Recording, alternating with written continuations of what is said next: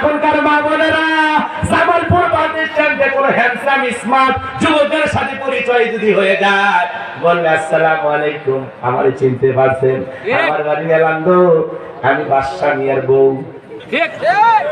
আমার স্বামী তো বিদেশে থাকে, যদি মনে কিছু না নেন মোবাইল নাম্বারটা দেবেন, মাঝে মাঝে একটু কথা বলার মানুষ খুঁজে পাই না। কথা বল না কে?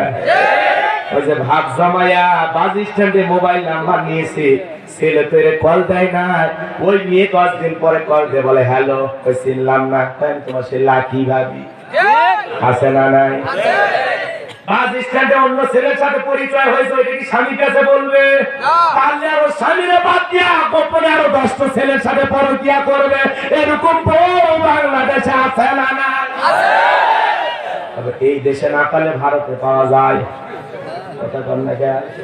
এদেশে পরকিয়া কম, ভারতে পরকিয়া বেশি।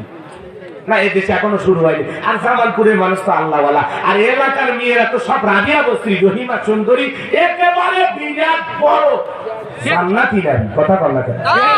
এই এলাকার মহিলারা খুবই ভালো, খুবই ভালো, আমি জানি তো।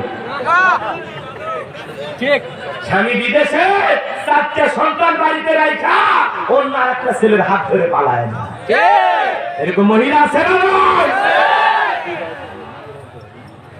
এই পরকিয়া এটা একটা ভাইরাস, মহামারীর চাইতে বেশি আক্রান্ত করেছে আমাদের দেশটাকে। কথা বলে ঠিক? এই পরকিয়ার কারণে কত স্বামী, কত স্ত্রী সাজানো গোছানো সংসারটা নষ্ট হয়ে যাচ্ছে। কথা বলে ঠিক? এই পরকিয়ার কারণে। এই জন্য আমি আফসোস করে বলবো, আমার সোনার দেশটা খাইলো রে পরকিয়া প্রেমে, আমার বাংলাদেশটা খাইলো রে পরকিয়া প্রেমে, আবার যুব সমাজ ধ্বংস হইল রে পরকিয়ার কারণে। পরকিয়া প্রেমের কারণে সব শেষ, সংসার শেষ, সন্তান শেষ, জীবন শেষ। আর বাকিটা বললাম না।